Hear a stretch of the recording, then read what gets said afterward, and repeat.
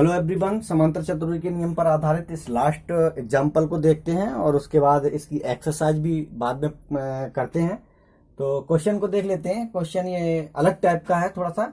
तीन समतलीय संगामी बलों के मान क्रमशः 30 न्यूटन, 40 न्यूटन तथा 50 न्यूटन है तथा वे एक कण पर लगे रहते हैं तथा कण को साम्यावस्था में बनाए रखते हैं। बलों के मध्य परस्पर कोण ज्ञात कीजिए। देखिए यहाँ पर क्या है, तीन समतलीय बल हैं।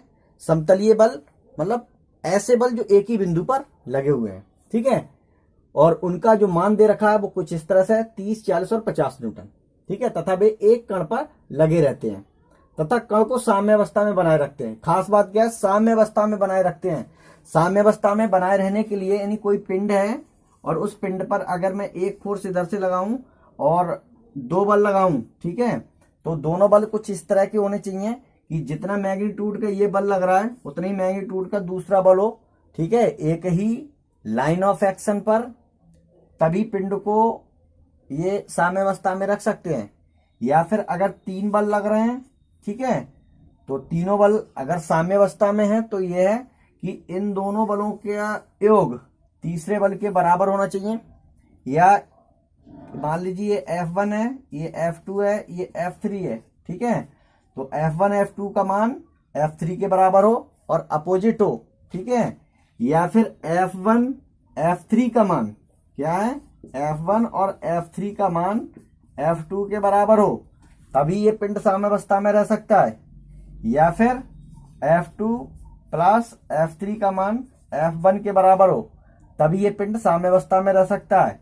या F1 प्लस F2 का मान F3 के बराबर हो, तब ये पिंड साम्यावस्था में रह सकता है, अदरवाइज साम्यावस्था में नहीं रहेगा।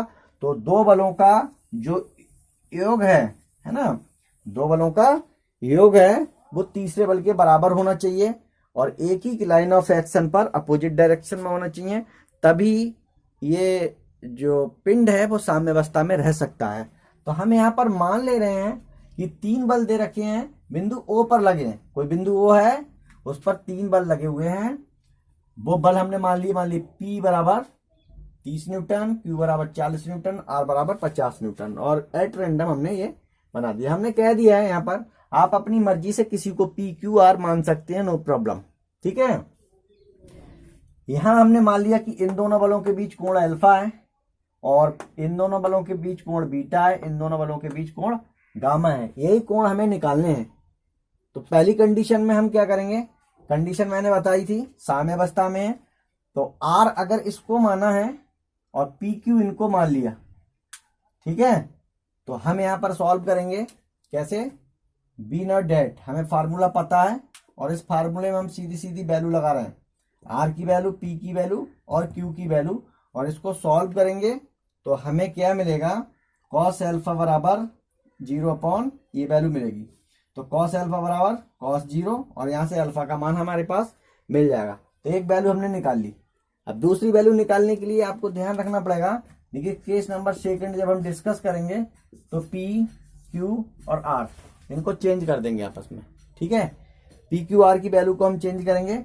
इस बार हम R के लिए, देखो पहले हमने R कितना लिया 50, तो अब हम R कितना ले रहे हैं 40, ठीक है, 40 ले रहे हैं और P की वैल्यू ये रहने दे रहे हैं और Q की वैल्यू 50 कर दे रहे हैं, ठीक है। तो हमने ये आपस में चेंज कर दिए और फिर से फार्मूले में हम इसको लगा देंगे। तो यहाँ पर हम क्या कर रहे हैं, इसी फार्मूले में यहाँ पर फिर से यूज कर ले रहे हैं, ठीक है। यहाँ वैल्यू चेंज कर रहे हैं सेकंड केस में, ठीक है। तो हर बार आपको 3 बार वैल्यू चेंज करनी है। R की एक बार R की वैल्यू क्या रखनी है 50, एक बार R की 40 और एक बार R की वैल्यू कितनी रखनी है आपको 30 न्यूटन, ठीक है।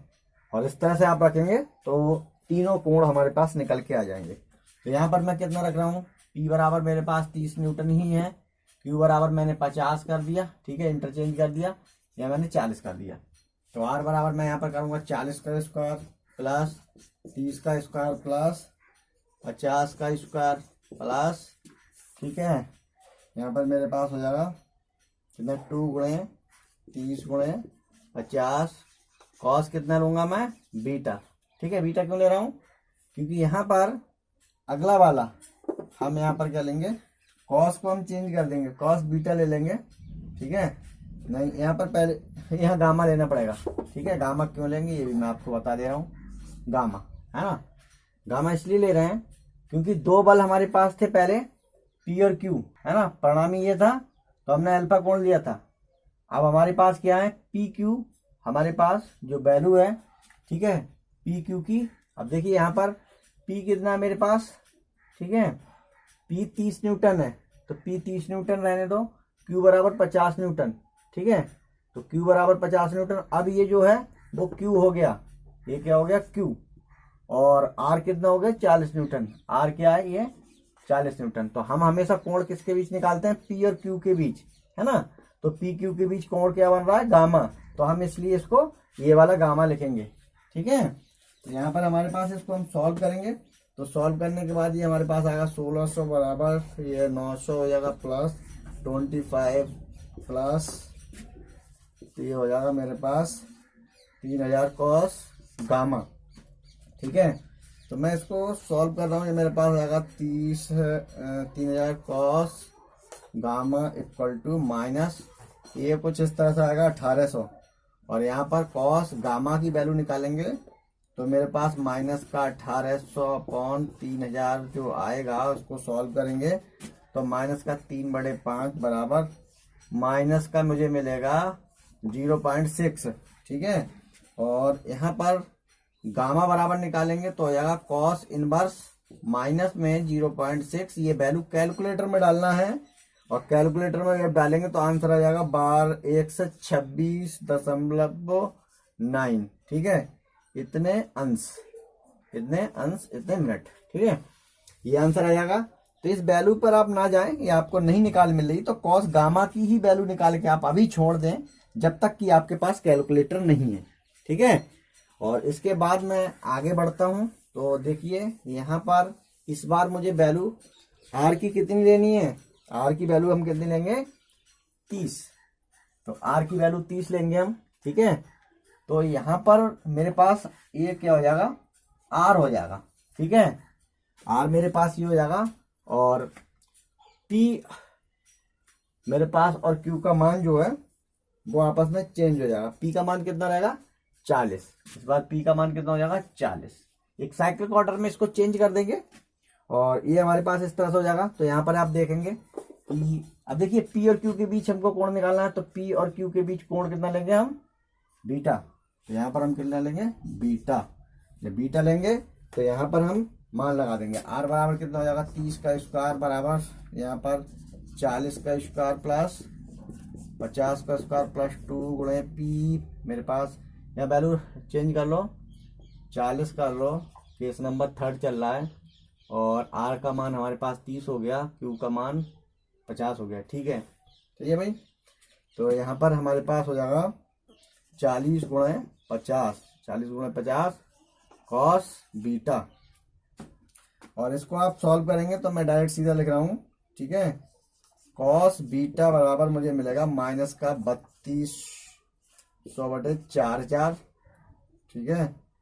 4000 बराबर ये हो जाएगा माइनस 0.8। और यहाँ से हम बीटा बराबर लिखेंगे तो हो जाएगा कॉस इनवर्स।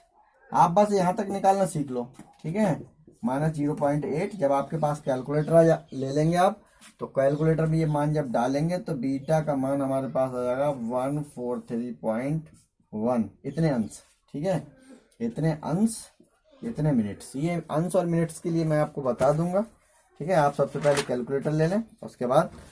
तो इस क्वेश्चन में देखिए भाई क्या है, फिर से एक बार, अगर ये P और Q आपस में मिलकर के इन दोनों ये R के अगर बराबर हैं, ठीक है, तो ऐसे नहीं, ठीक है, इन दोनों का मैग्नीट्यूड परिणामी जो निकालेंगे वो इसके अगर बराबर साम्यावस्था में रह पाएगा। तो ये एंगल हमने जो निकाले हैं इतने इतने एंगल पर अगर हम इनको लगा दें तो वाकई ये साम्यावस्था में सिस्टम बन जाएगा। आप प्रैक्टिकली भी इसको देख सकते हैं, ठीक है, कि अल्फा का मान आपने निकाला कितना आया था आपका 90 अंश, है ना।